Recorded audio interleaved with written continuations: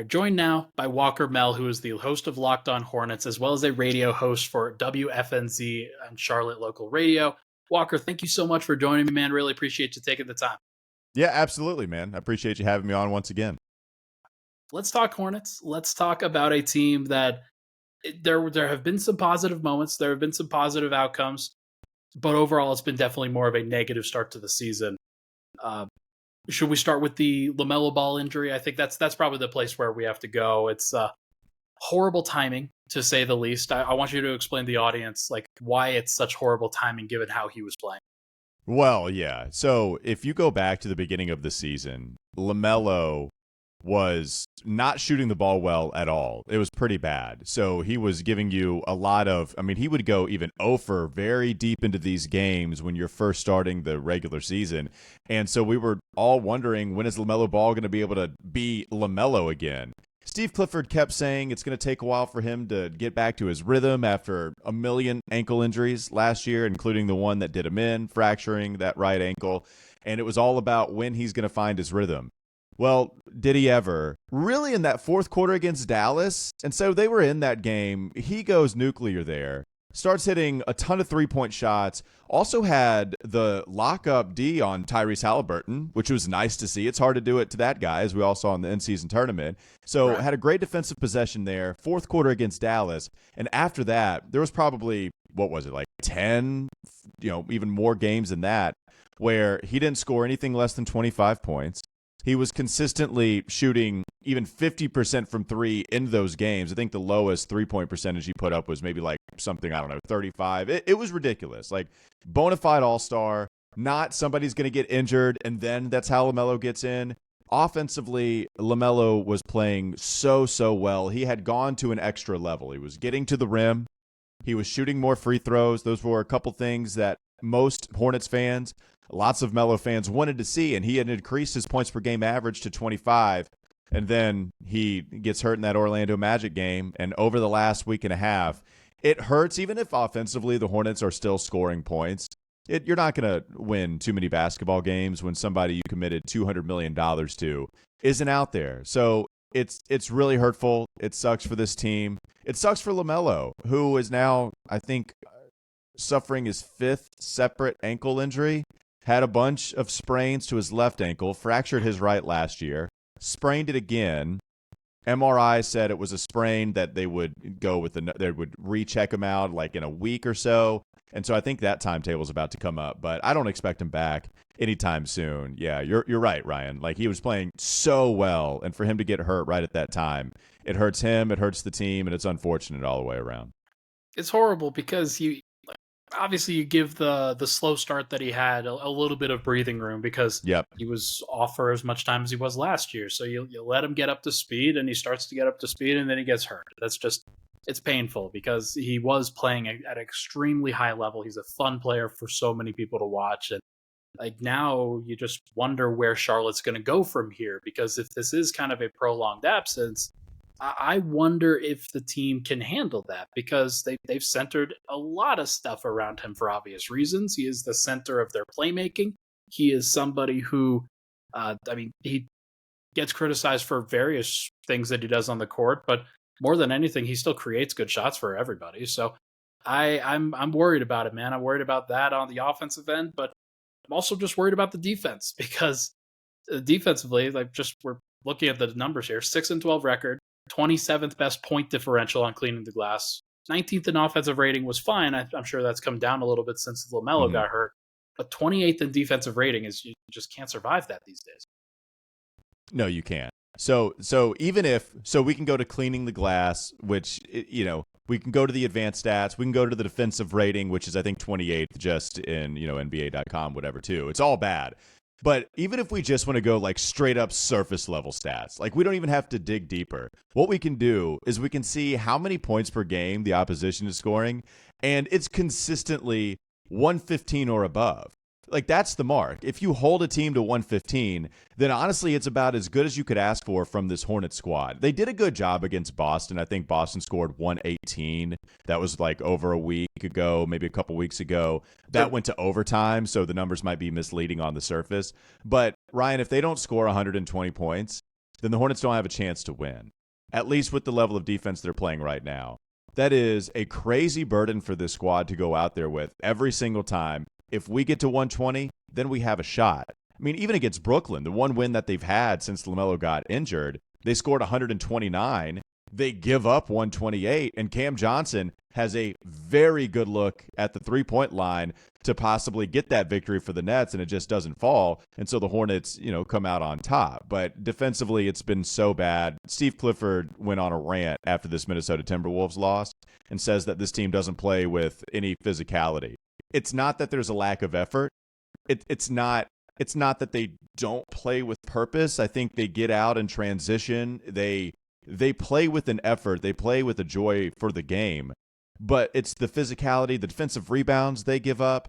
Mark Williams, up and down season for him. And just when, Nick Richards was concussed for a while, so he just came back from protocol. PJ Washington, not the greatest defensive rebounder, will give you some strength down low, but he's out on the perimeter a lot. And so, you're talking about if he's not down in the paint, then you're not talking about him grabbing, a ton of offensive rebounds, and defensively he has a bunch of different assignments. And so they just haven't been good there. Miles Bridges has helped, but Steve Clifford blames it on the lack of physicality and just not getting back in transition. And so it's like he keeps saying it's something we can fix tomorrow. It's not that we have to go through these installs that take a couple of weeks and it'll take a while for the team to gel. It could be fixed tomorrow. And that's why Steve Clifford, if he had any hair, he'd be pulling it out. Like he's angry. He's fed up. I'm sorry, Steve, but he's fed up right now, and he continues to tell you didn't even take questions this last time out, and so that's how bad the Hornets have been on that end of the floor. It's got to be frustrating. I know that's one of the things that they brought him in to do was to stabilize the defense a little bit, to get these guys playing in the right way. And did so last year. And did so last year in the second half of last season with no LaMelo, with so many injuries. They were towards the top in defensive rating, and it was probably, I think they just got back in transition. What happened was they had so many younger players out there. It felt like they just bought in a lot more. Mark Williams was playing pretty well, and he was actually in and out with injuries. And so that's what's maddening too, is that they were actually playing better in the second half last season on defense. And now it's, among the worst. It might be the worst in all of the NBA. Yeah, I mean, right now it's basically 28th, but they're in the Washington and Indiana and San Antonio division, basically. So that's right. We'll classify those teams in a little bit of a different category. The non-Washington group, I like that group. Yeah, that's where we are.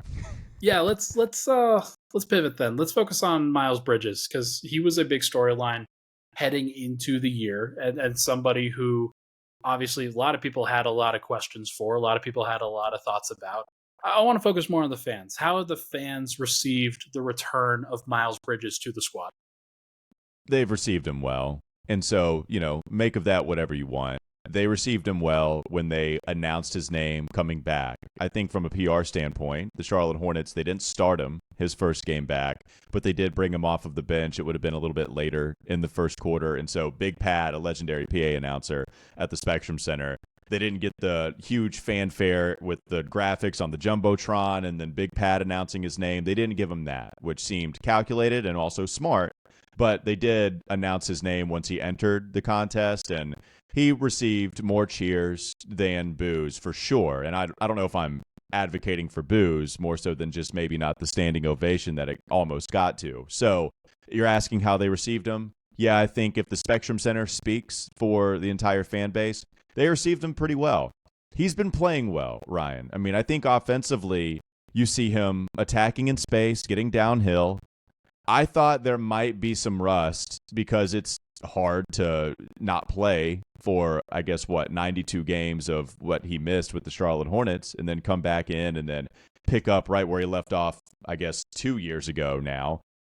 And maybe that still comes when there might be a wall that he hits for not being in the NBA conditioning. I don't know, right? But right now, he's shooting pretty well from the field. His three-point shot, he's shooting better than he did 2 years ago from three-point land. So he's shooting 50, 44, and 83 on 20 points per game. The rebounding's actually a little bit down in these last few games, but he did have 3 straight games where he had double-digit boards, and this is something that this team has needed a lot of help with. So, yeah, I think the fans, they wanted somebody to come in and help them play basketball. Didn't matter what happened off of the court, and, it's frustrating, but that's what the fans wanted. And Miles, yes, just watching him play, absolutely helping this team as much as he possibly can with his skill level, and he's been playing well since he came back.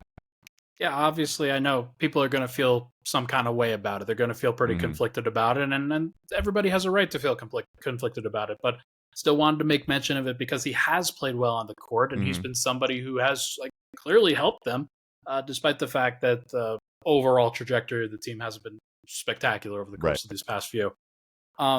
Last thing for me, Brandon Miller, kind of gone under the radar with a lot of the stuff that's gone on with the Hornets here. I want you to give me the Brandon Miller scouting report. What has impressed you? What has concerned you so far? The shot making has impressed me the most. And I thought, so Brandon Miller, his first year in the league, I thought he was going to contribute a lot off ball, where if he just knocked down shots, then that's all I want from him. Second overall pick, of course, you want to become that superstar where he's the big wing archetype, most valuable archetype in a lot of people's minds, where he can put the ball on the deck and be a 3-level scorer. That's what you're hoping for him as his career goes on. What he's doing is he's knocking down his 3-point shot for the most part. He's shooting 38% from 3-point land right now, 46 overall from the field. He's not getting to the rim a lot. He's very good in transition, and so any of those rim shots, that's happening in the open floor. And he's very good at running the court. He's a good passer. He was very good at Alabama. That still shows up more so when he's going to make the right play mold. And that's something that we saw in Summer League. They didn't have a good point guard in Summer League, and so I think that really affected his scoring total, his percentages.